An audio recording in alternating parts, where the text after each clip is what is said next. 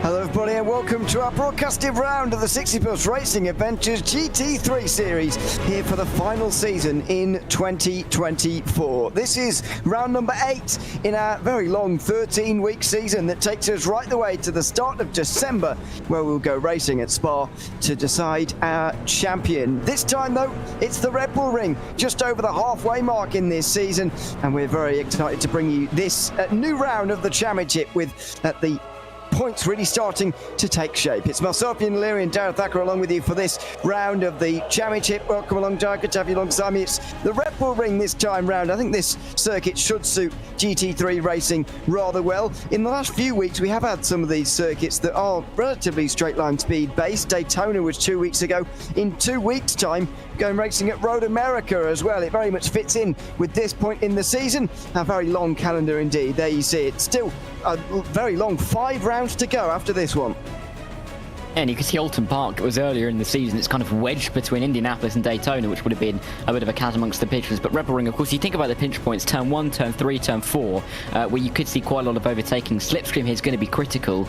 And I think this is a chance for a couple of drivers to really gain in the championship. There's not too much between them, and this could be an exciting race. Certainly could, as we have a look at where we stand at the moment in the point standings, with Franco Schuri currently leading the way. The gap at the moment, 22 points only over Roberto De Philippis, and as if we're not wrong, I believe that only De Philippis of the two of them is here today, so that could take a bit of a toll. Tuchel is in 3rd place, just ahead of Rosati, who just topped that practice session that just ended. Franz Josef Sturm is in the last spot inside the top 5, with Bill Smitham just 3 points behind him. It's Peter Hallstrom and Eugene Clark next, with John Payne and Gianni Raspaldo in the rest of the top 10 positions. John Hay and Greg Gilman have not yet reached 200 points. They are 11th and 12th. As I mentioned, Franco Schuri we don't think is here today as things stand, so he is going to be gained on, I would expect, by Roberto De Philippis here this afternoon. It is not a very big gap, just 22 points between them, and this is the first round that Schuri has missed, so it will be a real disadvantage for him, I'm afraid, and a real opportunity for Roberto De Philippis to really gain some points. He's obviously going to need a decent qualifying session that we've just begun here, but what an opportunity this is. If he finishes the race, basically, he will be the championship leader. Yeah, but if I've scanned the standings correctly, I think after this race we're only going to have had about 6 or 7 drivers who've been there for a single round of the championship. There's been loads of drivers that have missed an odd race or two, so it remains to be seen whether Felipis may miss a race later in the season. But what a chance it is for him to gain the points. Likely to be gaining the championship lead. It's not going to be a huge championship lead, even if he does win this race, coming in, of course, about 22 points back. I think the maximum he can get it to it is going to be around that 25-point mark at top, so it's not going to be huge, but still going to be a very nice margin with only 5 races after this. On board with Roberto De Philippis then, as we have a look at the Red Bull Ring. This is called turn 2 for whatever reason, but this is the real turn 2.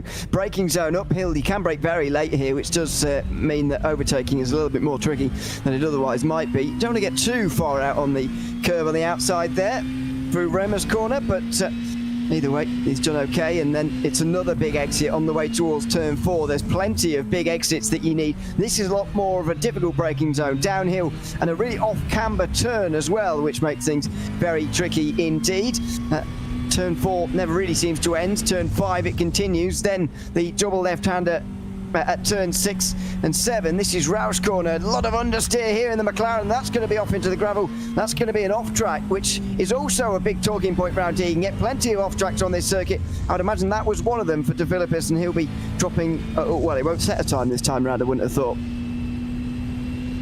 No, and I think that a lot of these drivers are going to know that this is a circuit where you're not going to have too many opportunities to gain and lose time around the lap. And there is 10 corners. You mentioned how turn 2 isn't really a turn. The same could be said for turn 5. There's only really, in these GT3 cars, about 8 meaningful corners. So, you know, trying to find time each lap is going to be critical. And that's why we're seeing the likes of Russ Addy and John Hay split by absolutely nothing on the timing tower. Mike Grandy's in there as well. We are going to see tight times. It's just the nature of the circuit. And getting a really good starting position will be critical, because slipstream trains may affect a few drivers, but equally fighting side by side could deny a couple good point scoring opportunities if they can drop, or if they ended up dropping time during the race. So all is not lost in qualifying, but you want to be starting in a good position. But the pressure is on when you've barely got really anywhere to gain some time on some of your rivals. I wish more drivers would write their name on the side, as big as Jack Turner has here. This is very helpful for us. So that's good. He's currently second, and on a lap time at the moment that is trying to overhaul Pierre Galebo, who is currently at the top. I think Russ Addy's got a better chance of doing it, and maybe even more so after running so wide there for Jack Turner. The 111 of Russ Addy is going to be making his way up towards the line in a few moments' time as well. He's just been pushed down by Mike Grandy, who moves up to third in the meantime. There goes Turner, and I don't think he improves. Here's Todd Scholl. Addy did improve, but he didn't quite get pole, though. Who else can improve here? There's not very many, I'm afraid. Franz Josef Sturm and Todd Scholl will be able to, and Scholl is improving one of the most in the top 10, actually. Here he goes over the line for Scholl. Where's he going to get to? It is going to be a top 5. It's 5th place for Todd Scholl. What about Roberto De Philippis? Out of time. He could really do with one here. As he makes his way over the line, he maybe just took a step back there and took it a bit more conservatively just to get a time on the board, but I'm afraid it's only 13th place. He'll be starting way back in the pack for this one. Yeah, and that's going to be critical, I think, for his race to get a good start, because De Philippis, as we said, going to be wanting to take the championship lead after this evening. Todd Scholl is in P3 behind him. He's up in P5. Mind you, that gap is only at 24 points between those two. Russ Addy isn't far back as well, and he's looking to start P2. So a bit of a reverse order in terms of the championship. We could see quite a tightening from the top 4 in general by the end of today. And it's going to be a really good advantage for the likes of Russ Addy and Todd Scholl, especially if De Philippis can't quite get any kind of a good time on the board at the moment. Yeah, that is a real shame. Jack Turner continues to lap around the circuit. This is not going to be an improvement for him. In fact, nobody is going to improve from here. There's just a few drivers out there continuing to practice. Makes you wonder whether they could have took a bit more fuel out and maybe quickened their lap time ever so slightly by a tenth or two, but maybe not, as we have a look at Jerry Kerr in one of the few Ferraris. I think it is worth pointing out in this series that it is very McLaren dominated. It's not a spec GT3 series by any means, but it is McLaren dominated. The top 6 are all McLarens in the qualifying order, with Riccardo Alita, the first of the non-McLarens, in a Ferrari in 7th. Greg Gilman is the first of and the only of the Porsches in 9th, and the only Corvette is Eugene Clark down in 14th place. So there really isn't very many different manufacturers on the grid for this one. But it is McLaren 1, 2, 3, 4, 5, 6. There are the conditions. 7:30 in the evening, but it is the 15th of May, so it is still light, mercifully. And we can see where we're going. Track temperature 21 degrees Celsius. That's 68 Fahrenheit, I think, just around, as it is all season in this series. One thing notable, though, Darren, this won't have been a thing in previous GT3 series, at least not previous to 2024, of course. Rain next week at Watkins Glen. That throws the cat amongst the pigeons, and it's something we can do now in GT3 series, in all series actually, but this one have elected to go with 2 rain rounds. Le Mans has already been for round 3, and Watkins Glen next week is one to look forward to as well. Watkins Glen circuit with lots of medium to high speed corners. Going to be very interesting just to see how drivers can adapt with that rain falling onto the circuit. Lines are going to have to be changed, and it is a track where you can do that. So it's definitely going to be an interesting challenge, and I think we might start to see a bit of a widening in the championship. The drivers who feel like they have a little bit more pace and are able to adjust to the conditions in the best way are going to be able to pull themselves forward a little bit more. But yeah, looking forward to it. Nice that we get some rain in these championships. Of course, it's still relatively new in the grand scheme of things on iRacing, and it is great to be able to see drivers having to deal with differing conditions across the season. Absolutely. There are different conditions other than that, by the way. This is a clear day, as you can see. 2 more of them to come, but even a foggy day to end off with at Spa as well. So plenty of different conditions throughout, but the rain is the one that everyone will be really nervous about, I would have thought. Just over a minute remaining in qualifying, and so let's have a run through the starting grid while we're waiting for them to advance forward the session. Galebo is the pole sitter for this race, just over or under a tenth, I should say, ahead of Rosati, with Jack Turner in 3rd place. Mike Grandy alongside him. Then it's Todd Scholl and JC Hay to round out on all McLaren front 6. Ricardo Alita is the first of the non-McLarens. Franz Josef Sturm is next in 8th place. Greg Gilman, 9th ahead of Doug Cloud, with Douglas Beasley and Jerry Kerr sharing row 6. Then finally, in a disappointing qualifying for Roberto Filippis, down in 13th place as he looks to gain the points required to overtake Franco Shuri in the championship. It's Eugene Clark in the only Corvette in 14th, and a Bobby Love in 15th place to round out the grid. And I don't think he quite got a representative time on the board, to be honest. So look for him to maybe move forward throughout this one. Qualifying about to come to a close, and that will mean we'll have a couple of minutes to get onto the grid, and then they'll have 40 minutes in this race, as we always have in the 60 Plus Racing Adventures series. 40 minutes in the GT3 series per round, and that is not too far away from getting underway. I wonder how important that qualifying session is going to turn out to be here, really, and whether we are going to see, as they get themselves onto that run between turn 6 and 7 now. Is it going to be a track position kind of race? I suspect not, actually. I think the drivers are going to be able to move their way through the field pretty decently well. But let's see. It could turn out to surprise us. See what we're going to get here through the 40-minute race. It should be enough time to work your way forward. Yeah, and I think for the opening lap or two, where there can be more concertina, there can be more contact between the cars, it's going to be important for drivers to make their way through and just get themselves safely through the opening couple of laps, because as you say, there are overtaking opportunities at this circuit. Drivers will, or surely will be able to make their way through the field if they have the pace. It's really just going to be keeping themselves connected to that lead train. If we start to see quite a gapping out of the drivers, as maybe a couple of drivers drop back with incidents and side by side loses some some crucial slipstream gaps, then it may change the outcome of the race. But if we can see quite a tightly packed field, even after the opening 2-3 laps, and I think we're going to see that run through to the end of the race. And like you say, it's not the longest of races, but it isn't also a sprint race. So drivers are going to have ample opportunity to make moves, and they can try and craft them. They don't have to go for them brashly. They don't have to really send it where they might not really be welcome to up the inside somewhere. They can wait, they can manufacture an overtake, and they can make it work for them over the course of the race. Let's see what we're going to get here. 40 minutes of racing ahead of us in the GT3 series. Round 8 from the Red Bull Ring. Of course, big week coming up next week in Watkins Glen in the wet weather, before Road America, Zolder, Laguna Seca and Spa to round out our season. It is through the final corner for Gigalebo, who will now be in control of the field. Rosati alongside in a front 3 rows of McLarens. Galebo gets us underway, doesn't wait too long out the final corner, and round 8 to the 60 Plus Racing Adventures GT3 series gets underway from the Red Bull Ring. Single file pretty much immediately in towards turn number 1, and that's because Galebo got off to such an early start there, but it is side by side for 5th between Todd Scholl and JC Hay. Mike Grandy has also made up a place on Jack Turner, you can see, into 3rd position on the way in towards turn number 1. The top 4 though have gotten a little bit away from the rest as the side-by-side battle for 5th continued, but it's Scholl who holds on to that position at the moment. Ricardo Aleta down the inside of Franz Josef Sturm. He can't quite get that done and gets really loose on the inside line. Doug Cloud will now get alongside him. Yeah, the Sturm is going to have the inside line for turn 4, but it can be favourable to be on that outside line as you get down the hill. Let's see if Doug Cloud to make the move. As Alita goes down the inside of John Hay. A little bit of contact between the cars as they get themselves through the corner. Looked like Alita turned in a little bit later than John Hay was expecting. And either way, Hay is going to keep that position to the inside of turn 6. Can he make sure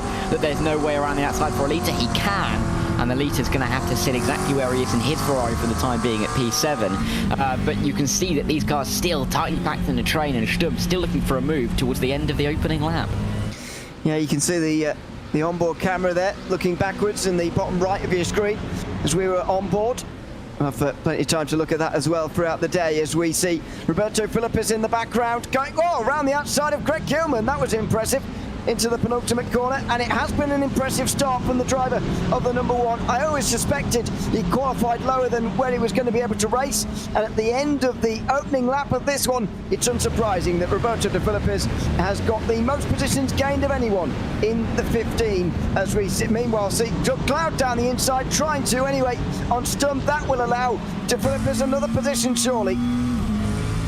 He'll get himself to the inside, he'll feel confident on the brakes. There's also a couple of drivers further up who are having a couple of difficulties themselves. Greg Gilman's got a great view of this as Bobby Lovin behind Sarah overtaking Jerry Kerr. De Philippis in the number 1, up into turn 3, getting benched a bit to the apex, not able to make the move, but an awful exit off from Cloud would have helped Philippis, but Philippis himself having an awful run out of the corner. He could be under pressure from Greg Gilman, who looks to get to the inside, and I think he's going to have a go towards the inside this time around.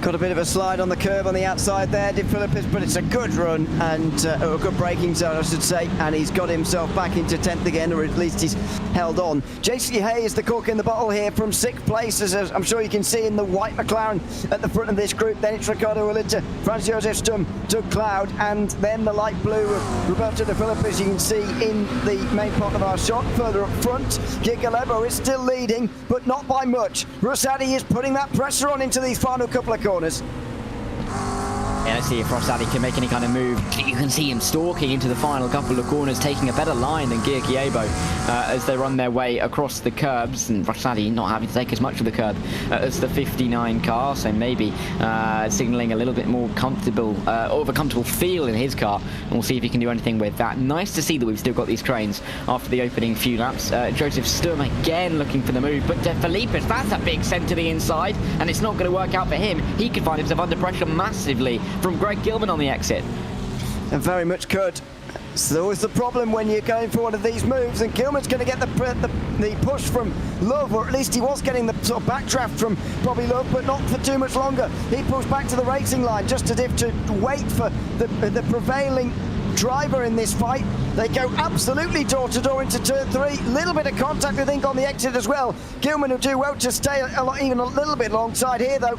And De Philippis will now get clear. Further up front, JC Hay and Ricardo Alita go side by side. That's a big dive from the Ferrari driver.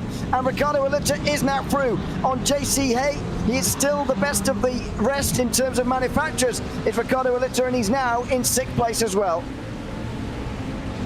Yeah, and really doing a very good job at the moment in this race in the opening stage. Not even 5 minutes have passed so far, so impressive work from here, nearly side by side, just up in front of this, as they make their way through 7 and 8. This is the battle between JC Hay and Doug Cloud. Cloud's been here, there and everywhere, overtaking, defending, looking for moves. He really has been active in the opening couple of minutes, and not taking as much of the inside as JC Hay, but it means that he's not going to go as far wide into the penultimate corner, and will run through the final corner very nicely indeed. Grandy, though, early bits up from him. We're not even 5 minutes done. Very early for Mike Grandy. Let's see how long this stop is, but it's going to see him at the back, however long it is, I think, as he makes his way in. That's a puzzling one. I know there's a lot of battles going on early on here, but that's a puzzlingly early stop. There he is in the main part of your screen. Now on his way again. 11.6 seconds is what I'm seeing for that stop. That's a bit odd, but there you go. He is back out there again. Meanwhile, side by side, as Doug Cloud gets down the inside of Franz Josef Stump, who's got the exit. That's a very good exit indeed from Stump, who surely is going to be through on Doug Cloud. Didn't get off to a great start, did Francois Stump, compared to where he qualified, but he's getting into his stride now. Just 5 minutes in, down the inside he goes, and through he goes. They're about to come up on Jack Turner as well, who spun to the inside. Oh, I saw him dropping down the order. He spun on the inside of turn 4. What an awkward place to find yourself. He's in an awful spot, was able to reverse it actually onto the runoff, which is the best thing to do, was able to get back onto the circuit before Mike Grandy has come through, but really not what he would want to see whatsoever. And Jack Turner, from such a good and promising position in this race, has got a lot of work to do, a massive recovery job in the remaining 34 minutes. This is the battle for P5 now. Sturm going for John Hayes. Hayes gone to the inside. Is he looking for the pit lane? Let's see. I think he is. And yeah, Hayes coming in early. He'll follow in Mike Grandy. But that got to a very close little moment as they came to the pit entry. Certainly did. That was a solo spin for Jack Turner. Oh, awkward for Todd Scholl, I think that was, who had to just nip around him there.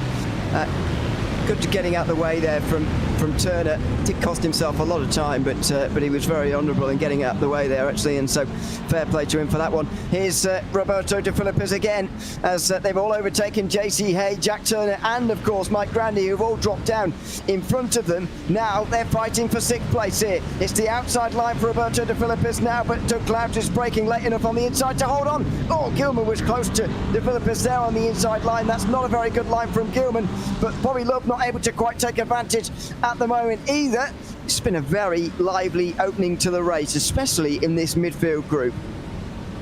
Yeah, and even though they've gapped out slightly, we are still seeing moves trying to be made. Bobby Love is coming up the order, and he is looking for Greg Gilman. Not going to do it towards turn 4 this time round, but to Felipe's, to get up pretty much half the grid from where he was off the line is absolutely critical. He can try and now pick drivers off one by one. He'd be thinking in his head 6 down, 6 to go, albeit Mike Grandy has pitted, so then it would be him to overtake once he's pitted as well. But this is an interesting start. I think we're getting into the stage of the race we're at now, where drivers are going to be starting to get themselves into a rhythm, try and get the lap times in, and forgetting about fights, individual fights, unless they're tucked up right behind another driver. And this could be where we see drivers start to pull away a touch and drop into other windows, and where we could see the battles for real race positions by the time we get to the end of the race start to develop.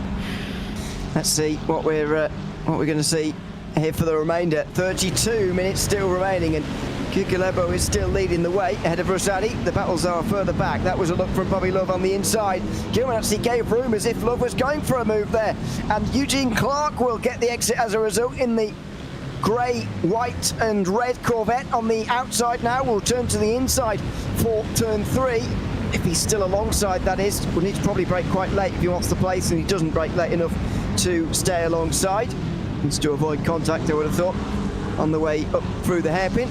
And so finally, this midfield group does just filter out a little bit. Roberto De Filippis is still trying to work his way through it all. And now he's on the back of Doug Cloud, just over 11 seconds off the lead at the moment. But that is the fight for 6th place. And it is a good opening from Roberto De Filippis, certainly, after starting down in 13th. Yeah, and still putting pressure on the back of Doug Cloud. We'll have to see if he can make a move throughout the rest of the race. I think in this little battle back here, Bobby Love is going to be pleased about exactly where he is after he's marched up the field. Oh, goodness. Eugene Clark, sorry. Eugene Clark just went flying across our screen there. And, well, I'm not sure how he quite found himself out there. I don't think he was side by side with Bobby Love, but that was a very big off.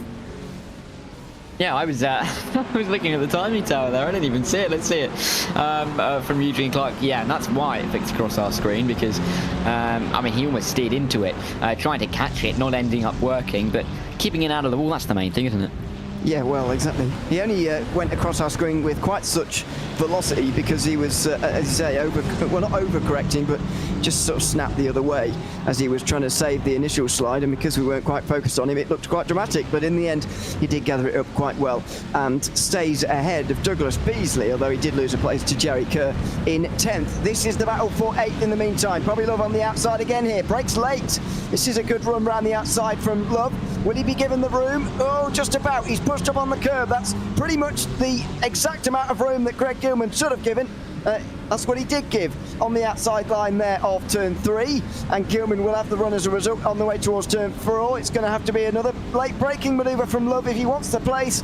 He can't quite brake late enough, and he has to stay behind Gilman in 9th place. But this midfield group is very much filtered out now. It is just these two basically remaining in this battle for 8th place, and they're getting close again through turn 6 and 7. With Bobby Love looking for that move at turn 3, I wonder where I've seen a number 44 car trying to find a little bit of room on the outside there. I remember, but I think 8 years ago it happened. He'll be looking to get through on Greg Gilman pretty soon. Gilman, he's putting up a good defence at the moment. It isn't look the most comfortable in that number 92 car, but he's just planting it in all of the right places. You can see again into the apex, meaning that Bobby Love has to go a little bit wide. He's gone a little bit wide through the final corner, though could give Love a bit of a chance towards turn 1. But again, that's one of the trickier braking zones and overtaking points on the racetrack, particularly with the fact of the hill being so steep up there, allowing drivers to defend pretty easily, and the speed of the corner doesn't help with overtaking either. Down the hill they go before they plunge back up again in towards turn number 3. Bobby Love, I don't think, is close enough this time, although he's very late on the brakes. Last time they were side by side into this corner. Is he going to do something like that again this time? No. He gets very close behind. Look at this, the very minimal gap between them. You do well, though, to out-traction a Porsche, especially on that uphill run out of turn number 3. And so Gilman will hang on back there. Douglas Beasley has made a pit stop now, by the way, so that is the bottom 4 who have all stopped. Jack Turner, while we were looking the other way, has also made his, and that makes sense really, since he had that spin earlier on. Really a race of recovery now for Jack Turner, but you'd imagine since he qualified 3rd, he will have the speed to come back through the field. It's just about whether he is close enough to everybody really to overtake them. I mean, he's already 12 seconds behind JC Hay, who was in the midfield. Yeah, the problem is we've seen Grandy and Hay take their pit stops. Grandy lost, what about just over 20 seconds? It's not huge for a pit time loss. So Jack Turner's going to have to almost manufacture this entire reduction of the gap himself rather than depending on some pit stops. But it'll be interesting to see who he can undercut, or overcut I should say, with the pit stop that he's taken. Hopefully he can also get to the end. I'm sure he will. But now he's on his own. He'll have to try and pass Douglas Beasley relatively soon, but then it's just about getting the lap times in, forgetting about everybody else and really kind of finding where you are as everybody starts to pit throughout the rest of the race. Decent exit this time for Bobby Love. This is promising for him again as he tucks underneath the Porsche here and does have a look up towards the inside. Gilman just moves it over through turn 2, and Bobby Love has got the best chance at overtaking he's had so far. Gilman forced to give him room because Bobby Love brakes late enough to just park it on the apex, park it in front of Gilman, and he does make that position. Here goes Gilman though, right in the slipstream of the 44 McLaren. Can he get himself down the inside here? It doesn't quite look like it, and Bobby Love has indeed secured the place. That move has been a long time coming, but he's now finally made it, and he's in 8th. Yeah, it's a very, very effective move. He needs to try and gain up towards Roberto De Filipis now. Can't afford fighting away with Greg Gilman continually for this P8, but you can see him gaining away a little bit in this middle sector, maybe taking off a little bit of speed, scrubbing off a bit of speed through turn 6 at that left-hander, and it's not allowing him to gain too much away as they run through 7 and 8, because Greg Gilman is still right on the rear wing, and there is all of 2 car lengths between them as they come down towards the final couple of corners, with still a very long time in this race for this battle to continue developing. Certainly is, although it looks like it's going Bobby Love's way, given the sort of direction of travel for this battle in the last few moments.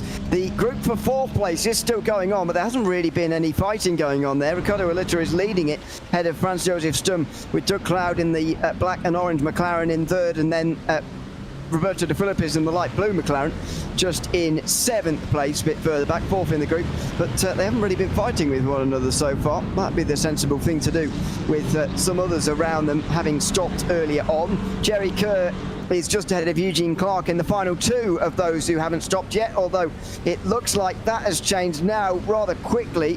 Is that because of an error for Jerry Kerr, or is he coming into pit lane? I think it's just an error actually from Jerry Kerr, who's now behind Eugene Clark, and Mike Grandy will be catching up to him. This is what happened. He is just serving a slowdown, I would say, based on that. Doesn't seem to have gone off track, but must have done earlier and has gone for a slowdown, so he's been serving that, and now he's very much in the clutches of Mike Grandy, who I think is going to start to run into one of the problems with this strategy. Pitting so early is all well and good, but it does mean you'll have to make some overtakes you otherwise wouldn't have had to.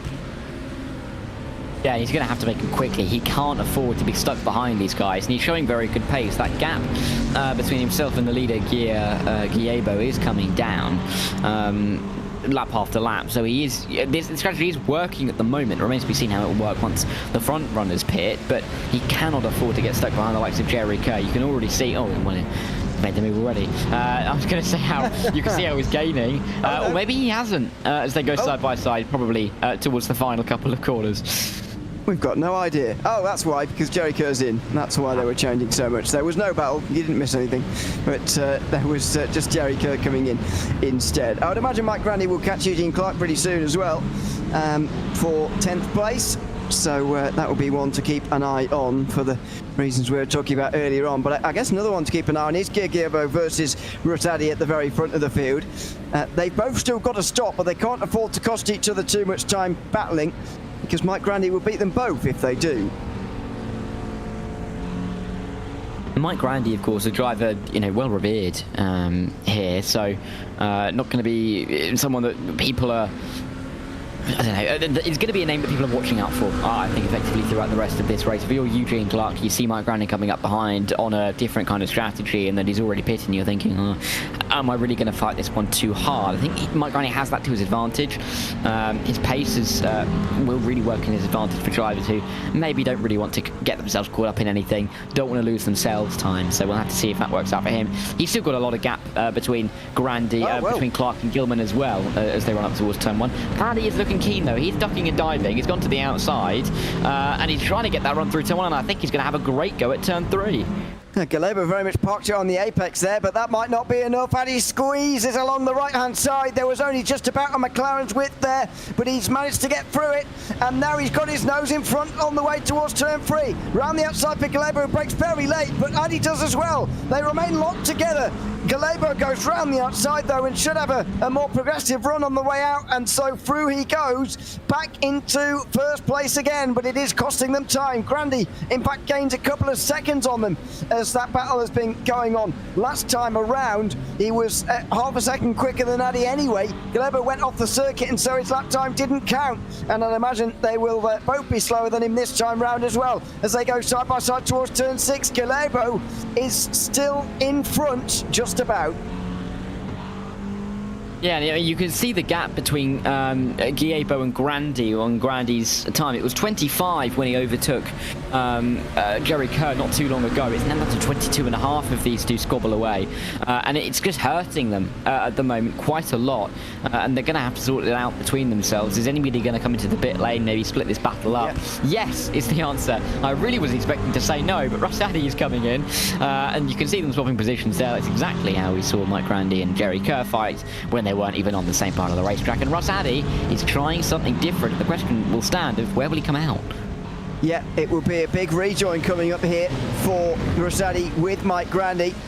Francois Stummer's coming in the background as well, by the way, just pretty much on halfway. Well, we've got one lap to go and then we'll be at halfway, but Nero's makes no difference. Grandy is closing in on Eugene Clark here as well, so don't forget that those battles will have cost him time. Addy with the shortest stop yet, less than 10 seconds in pit lane. There goes Clark, there's Grandy in the yellow McLaren, and he's through. That battle, I think, has cost them both here, and Guillebo even a car length or two ahead of Addy. Wouldn't have got out ahead of Grandy, I don't think, and so I think we've got a new race leader.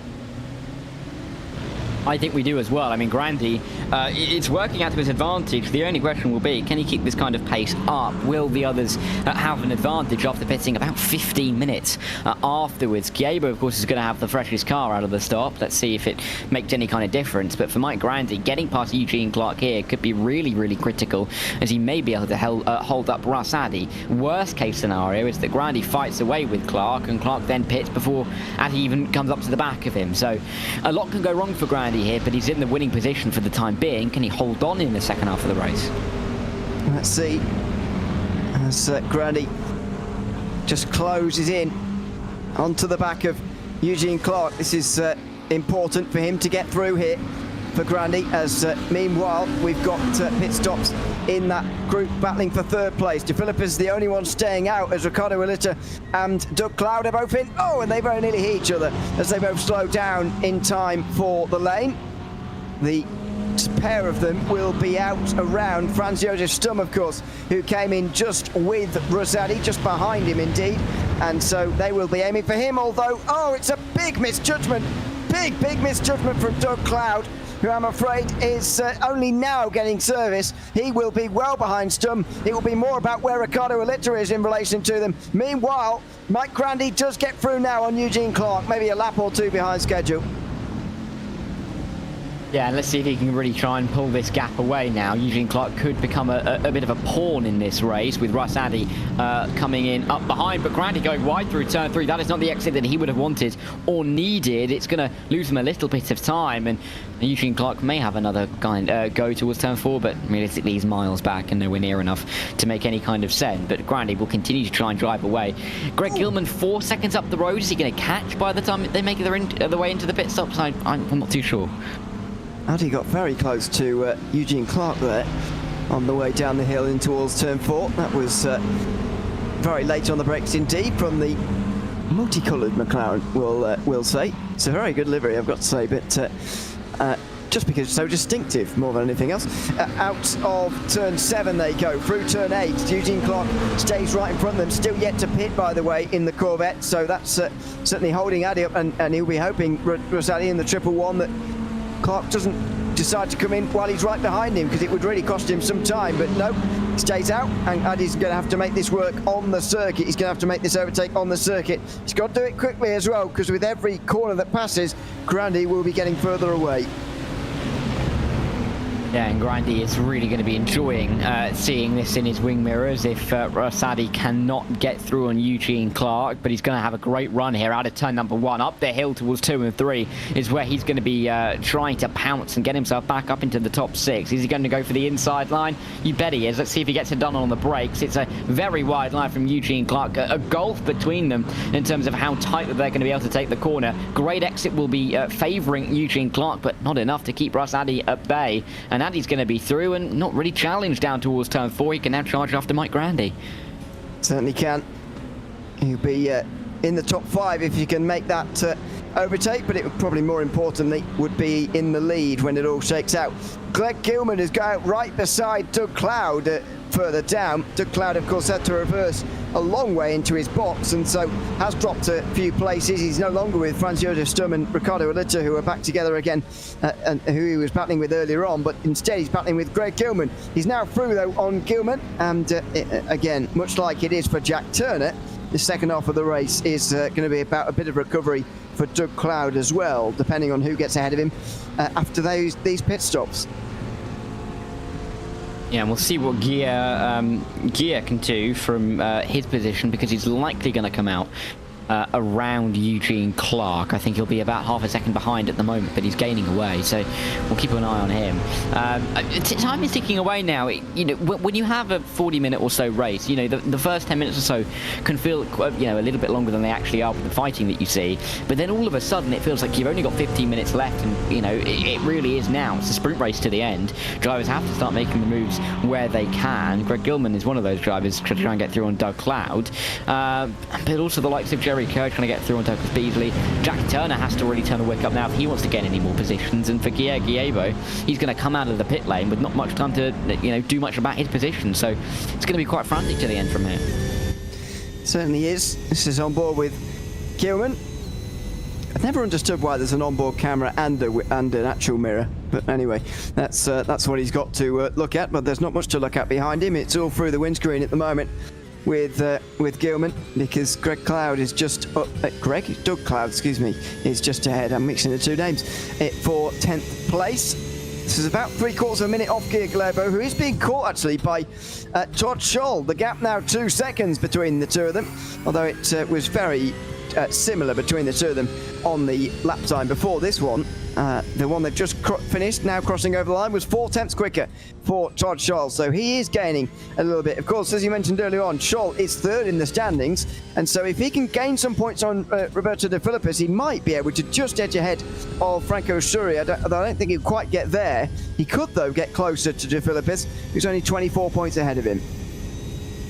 Yeah, and I think for the championship picture coming out of this race, it is going to get a bit of a shake-up, just in general. And I think that's be really good to watch as we go into the final few weeks. Of course, some drivers who aren't here this evening, who aren't necessarily in title contention, but even still, they're going to be losing points to some rivals, and they're going to have to gain them back.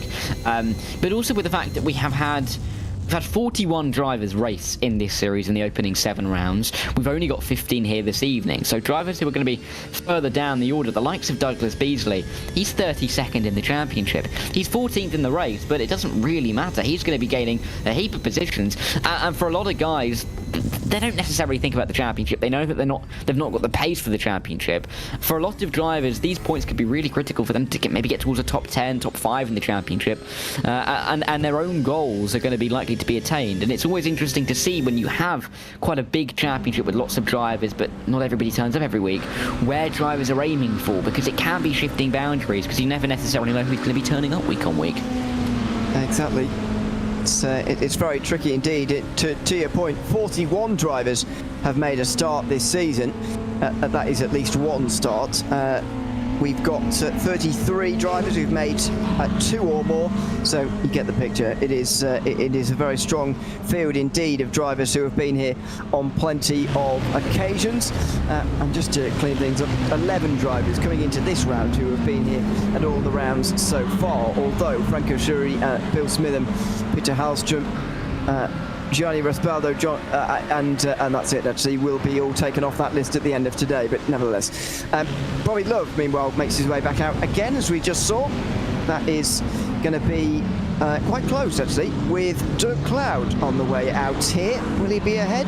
I think he'll be absolutely dead level on the way out, actually, as Rosati has now got through on Eugene Clark. Doug Cloud does get past Bobby Love, but not by much at all. Greg Gilman will close in a little bit as well, but not too much. So that's becoming the midfield battle that we saw so much of in the first half of the race. It's now starting for 9th place in this second half of the race. I think you'd expect Bobby Love to fancy his chances when you were getting past Doug Cloud. Not too far behind, we'll have maybe a better situation with the car, maybe can dial it in once again. We'll have to wait and see, but that gap I don't expect to grow out too much more. Got to be careful, of course, coming out of the pit lane. He's losing a little bit of time now to Greg Gilman. It'll take him a lap or two to get right back on pace, but he'll be looking to get P9, there is no doubt about that. Todd Scholl into the pit lane, and De Filippis. I think this is where we're going to start to see everybody who hasn't come into the pit lane pit, albeit that's only a couple of drivers now, as mostly everybody has been down pit road. It's only really been Giebo and Eugene Clark who have stayed out the entire race, and we are still waiting for their pit stop, but 2 out of 15 left. Most of the drivers have been through the pit lane. I thought Scholl was going to be a lot closer there, and if Giebo is only 2 seconds ahead of Scholl, then I think Russ Addy and Mike Grandy are going to be miles ahead of him.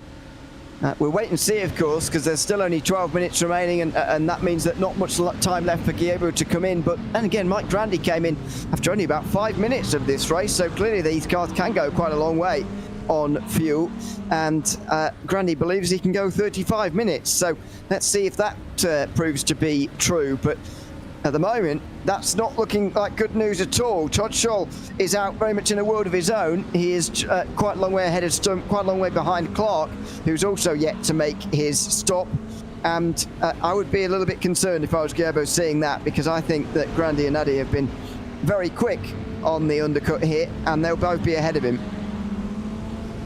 Yeah, and Grandy, I mean, we were talking about really early on in the race when he made that stop. Is it going to work out? Of course, he's going to have to come through some traffic, but I mean, he's going to be feeling pretty vindicated right now. Here is Giebo into the pit lane. Where will he fan out? This is going to be the really critical part of the race. You'd think it'd be around anywhere between Rossaddi and Todd Scholl, but that is quite a wide area. Let's see if he gets into his box. He will stop, and he's going to have to, well, hear Mike Grandy shoot his way through, and Rossaddi as well. But Giebo, who's looked quite confident and calm up in front, he's going to come out of the pit lane, P3 I do believe, but relatively it should be comfortably ahead of Todd Scholl. Let's see.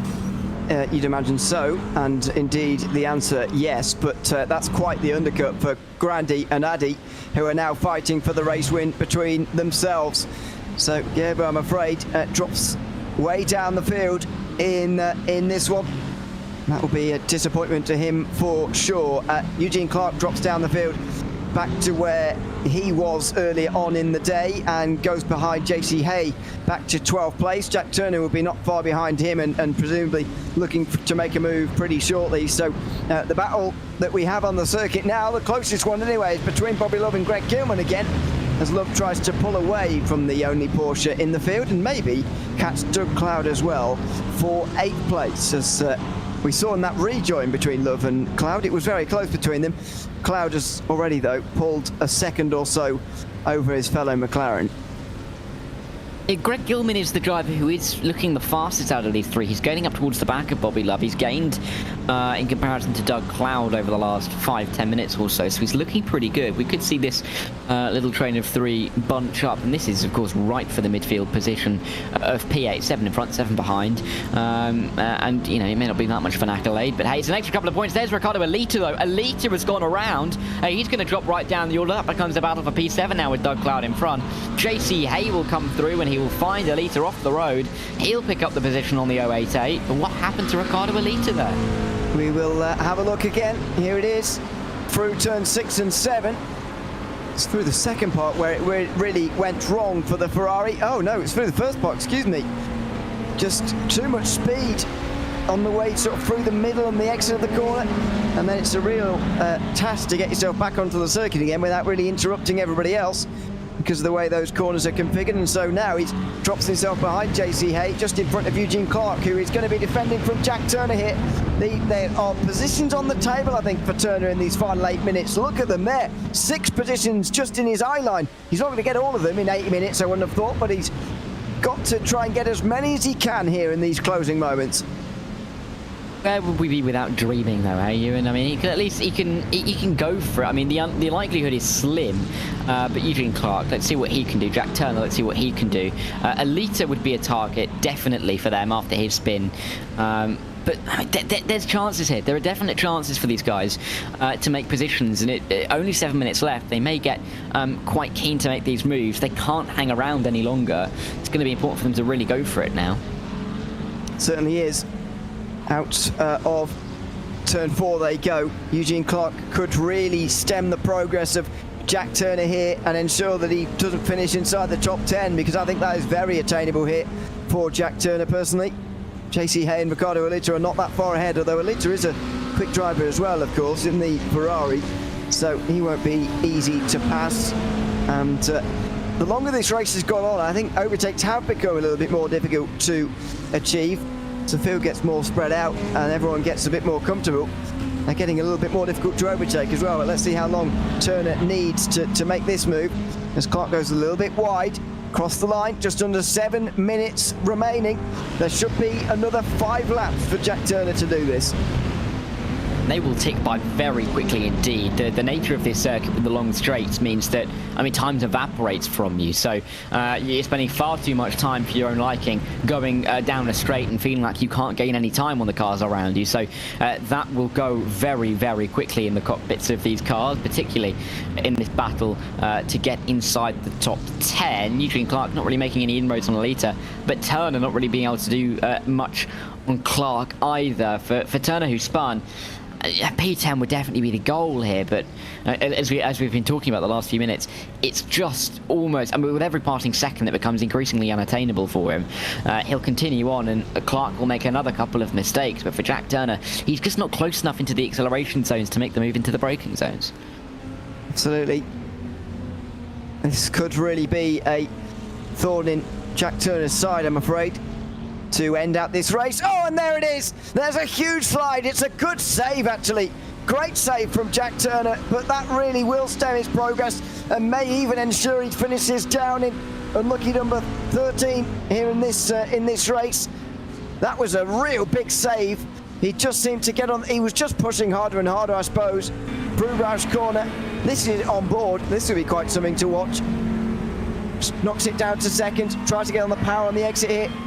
Up to third, but just trying to get on the power really early. And it is a good save for Turner to hold on there. And he, well, he doesn't spin at least, but that may well prevent him from gaining any more places.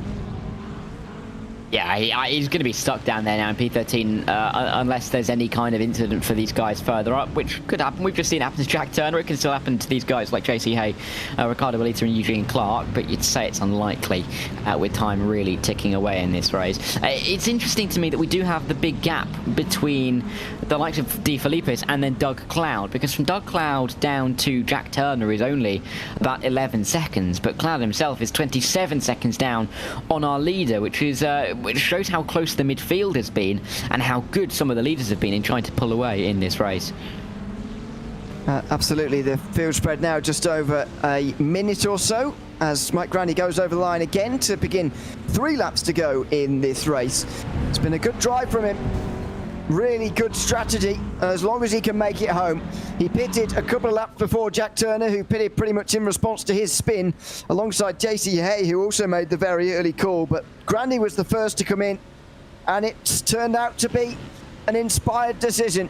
As you mentioned earlier, he is a very storied driver in this series. There's no doubt about that, but he hasn't won yet this season. He's only been at 4 of the rounds. That means he's down in 17th place in the drivers' standings. Was second only to Franco Shuri back at the Indianapolis race 5 weeks ago, around a month or so we'll call it. This time though, looks like he might well go one better. He's got 3 laps to go now and 3 seconds to hold on to. Yeah, and you'd be hard pressed to deny him now, wouldn't you? With such little time on the clock. On De Filippis, though, of course, we were talking about at the start of the broadcast how he had a great opportunity to gain the championship lead, which I believe he will be doing in this race. It's not going to be comfortable, that advantage that he's going to end up having over Franco Scuri, who will feel confident with the pace he's shown throughout the rest of the season. Of course, he won the last race over at the Nordschleife, albeit only by a couple of seconds, to Ragnar Wislov, who isn't here himself. So I think it's going to give confidence to Shuri particularly, but other drivers who may not be here today. This is going to be a great race for Russ Addy in the end, and Todd Scholl in second and fourth. They're going to really lift themselves up the order and get closer to Scuri and Filippis, but also for Giego as well, a driver who isn't really involved in the championship picture at all. This is good for a little bit of confidence. I don't even believe he's been in any races so far. You know, it could give him a little bit of confidence, and he could become a thorn in the side of quite a few of the title contenders in the last few rounds. Certainly. We'll have to see where they all stand after this round, of course. And I think next week's a really important one as well, isn't it? Watkins Glen in the rain, I think, is a really, really difficult round to have to go through. And that one surely is going to be all about survival. We talk about that quite a lot, actually. But, you know, that race more than any other, I think, in this season. Watkins Glen in the rain, I would argue, is probably harder than Le Mans in the rain, really, to survive. So that's going to be the main aim next week before you've got those final 4 runs, the final 4 races, I should say, to the end. Yeah, and I think it's going to be quite frantic towards the end of the season, because drivers are going to, sense an opportunity here. The likes of Addy and Scholl, they're going to sense that they can try and close this gap for the championship lead, especially with the pace that they've shown this evening. So I don't think there's going to be anybody who will feel out of it into the last 5 rounds, and it's going to be an exciting end to the season, and it's going to be interesting just to see which drivers can really use this, maybe confidence, maybe excitement, maybe a little bit of adrenaline to their advantage, and just take off a couple of tenths a lap onto their pace. Well, this all of a sudden has really perked up. The battle for 10th place again. I thought Jack Turner was out of it, but he's going to make a last lap appearance by the looks of things, as Mike Grandy takes what I believe is the white flag now, with Yeah, he should be. Yeah, he should be doing. With it's going to be quite close actually, because our timing screen we're predicting 27 laps. Looks like we're only going to get in 26 actually. But anyway, here goes Turner. He's on the back of Eugene Clark. He was off the road there, to be honest, on the way towards the final corner. But it's very easy to do here on the final couple of corners. There is the flagman on the right-hand side, waving that white flag. We do indeed have just one more to go. So one more run up towards turn 3, the best overtaking opportunity on this lap, and Alita's got it slightly wrong on the run here. And so it's going to be a real run for Clark and the double toe for Jack Turner, who may be able to have a look up the inside. Let's see, on the way in towards turn 3, it would have to be a very late move indeed, and there will not be one. Meanwhile, out front, Mike Grandy is going to be taking home his first win of the season in the 60 Plus Racing Adventures GT3 series.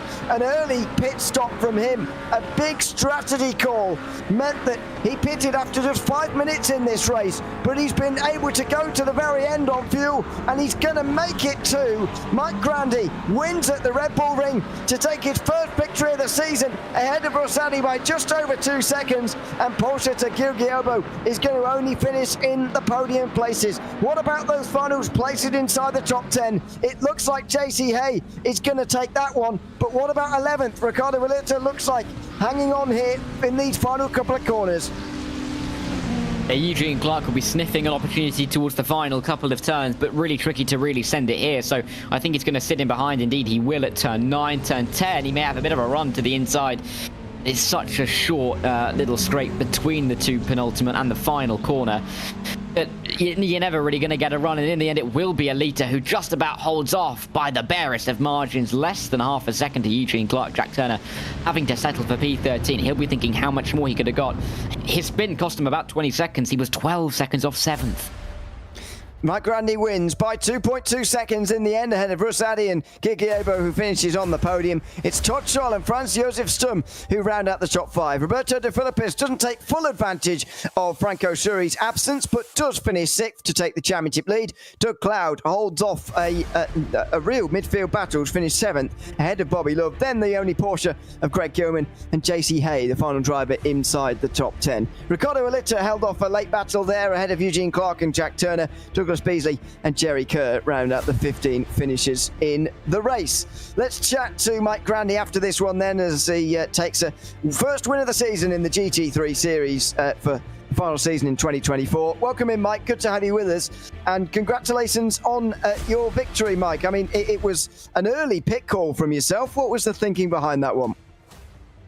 Oh, thanks, guys. Well, to be honest with you, I felt like the leader was kind of holding Russ and I up a little bit. Maybe not. So I figured, well, we were within the pit window, so I pitted, and looks like it worked out. Yeah, I mean, how did that sort of prediction come along? Because I was slightly concerned you would pit and find yourself in slower traffic in the race. Was that a concern? And how are you feeling in terms of where gear would actually come out in relation to you once you're actually out there having made your stop? Yeah, I can't say it wasn't a concern, but lap traffic's really good. These guys are a good group to race with, and they give you plenty of room. And if they know you're faster, they'll make room for you. As far as Gear goes, I mean, Gear's a great racer. He's very, very tough to get by. So the object was to get by him, on pit road. And I was just watching his times. I set some pretty good times, by myself. So I was just kind of watching his times, and I noticed that he had come back about 5 seconds towards Russ and I. So I figured we were going to get out of the pits, or, get out ahead of him coming out of the pits. Well, you certainly did. Congratulations on that, and congratulations on your first win of the season. Thank you. Thanks very much. Mike Grandy, their winner tonight here at the Red Bull Ring, just ahead of Russ Addy, who can also join us now as well. Second for you, Russ. I mean, couldn't quite get to Mike in the end, although you were closing. How are you feeling after that one? That was good. It was a fun race. The start was a little bit tricky. Everybody bunched up, but it was a great race. Coming into this one, I mean, opinions or expectations for the Red Bull Ring? Is it a circuit you traditionally enjoy going around, or one you had to sort of really knuckle down and get used to? No, I like the track a lot. I tend to enjoy the open wheel stuff more. So there's some guys, actually there's a couple that didn't show up today that are very, very difficult to beat. So I was happy with the result. Let's put it that way. Well, congratulations on a second place finish tonight, Russ. Thanks for coming to chat to us, and yeah, once again, congratulations. Yeah, thanks. Yeah, a lot of these European guys run the GT cars a lot, so they're very quick. And of course, Mike and I have to thank Stumi. He's always there. Absolutely. Thanks very much, Russ. It's second place tonight here at the Red Bull Ring in the GT3 series. Well, Dara, that is just about it for us here tonight. A good race, 40 minutes of action. It was mostly in the midfield, I've got to say. However, good racing throughout, and in the end, a bold pit call getting Mike Grandy the win. Yeah, and a tightening championship as well, which will lead into the final 5 rounds. But Mike Grandy, you've got to hand it to him. We were sceptical after the first couple of minutes, but clearly working out well for him. He used that time to get in some lap times on his own, and he won the race accordingly. And another win for him in the series, and a full credit to him for doing so. Yeah, with Franco Schuri's absence, Roberto De Filippis will now be taking the championship lead if you take into account total points from the first 8 rounds, although Todd Scholl gained on De Filippis, as Rossetti did as well, so bear that in mind as we move forward. We do have a chance, though, to chat to Gear after the race as well, though. Just joins us just in time. Welcome in, Gear. Good to have you with us. Are you disappointed with third or pleased to finish on the podium? It doesn't look like we can hear Gear at the moment, which is a shame. So it doesn't look like we are going to be able to chat to him in the end, unless we can get it sorted in the next couple of moments. But yeah, it doesn't look like we're going to be able to chat to him, unfortunately, at the end, because we can't hear him, unfortunately, or he can't hear us. Not sure. But either way, that looks like it's just about going to do it for us here tonight. A big thanks to everyone who's tuned in, of course, to another round of the 60 Plus Racing Adventures League. It's been the GT3 series for the final season of 2024. Next week is, of course, the rain at Watkins Glen. That will be one to watch out for sure. But congratulations to Mike Grandy for his victory tonight. Big thanks for having us once again here on RaceSpotTV. I've been Ewan Lear alongside Darrell Thacker, and Hugo Louise has been behind the cameras. Until we see you next time for more 60 Plus Racing Adventures Racing, it's goodbye for now.